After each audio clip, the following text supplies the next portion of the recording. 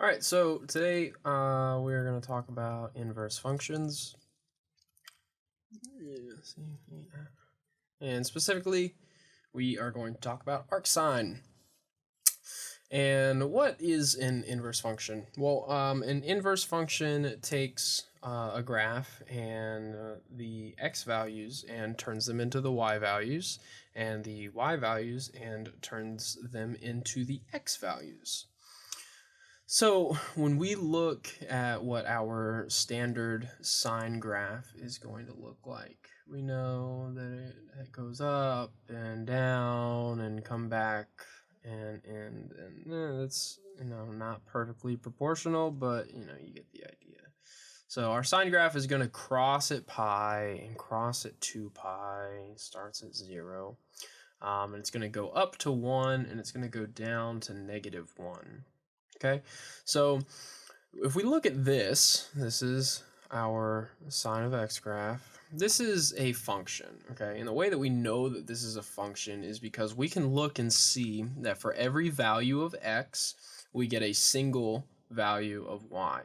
So we can test that theory by using a trick that we learned back in algebra of using the vertical line test, okay? So you can draw a vertical line anywhere on this graph, and you can see that you're not going to cross a point on this graph more than one time, or you're not going to cross multiple points at any given time. So this presents a little bit of a problem, though, when we start trying to take the inverses of these graphs, because what happens is when we swap the x and y values for one another, what happens to the graph is it gets stacked on top of each other, okay?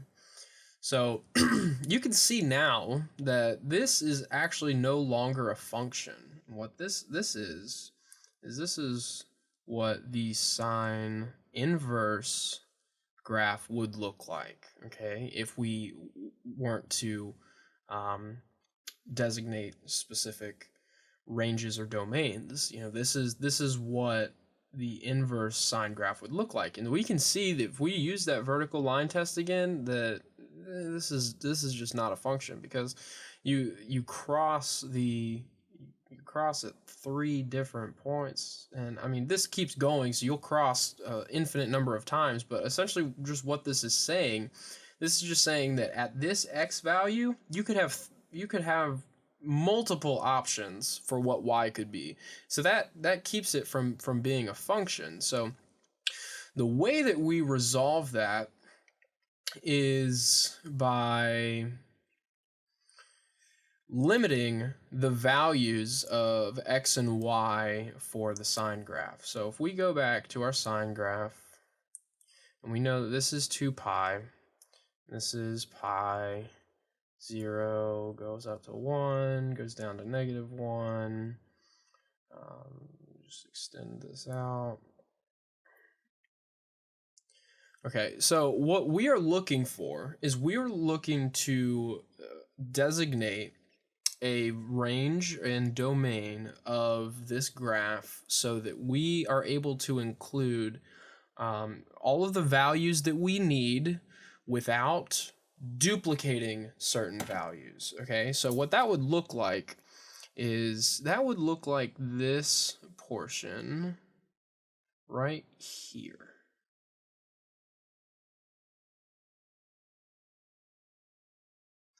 So this portion of the graph right here, there's nowhere in this area in which this would fail the vertical line test when you take the inverse of it. So the way that you can tell if it's going to fail the vertical line test when you take the inverse of it is to just do the horizontal line test, okay?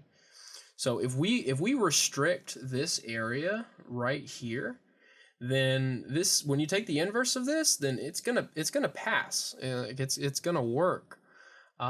So what is this then? Well, we can see that the top of this point right here falls right in the middle between 0 and pi. So if it falls in the middle between 0 and pi, we can safely assume that that's going to be a pi over 2, okay?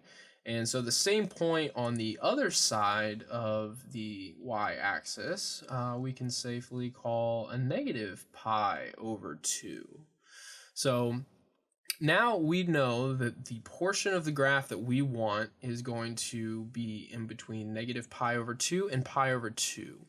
And on the y-axis, the portion that we want is all the way at the top, which is 1, and all the way at the bottom, which is negative 1. So effectively, what our when we take the inverse of this area, when we take the inverse of it, that is going to make the y values our domain. So that makes our domain negative 1 and 1. And notice that I'm putting this in brackets because you want to be able to include, because this point up here, this touches 1 and this touches negative 1 at some points. So our domain would be negative 1 and 1, and then our range, which right now these are the x values, but again when we take the inverse of them, it will become our y values. Our range is going to be between negative pi over 2 and pi over 2, okay? So that is going to be the domain and range of our inverse function, okay? So what does the inverse function look like?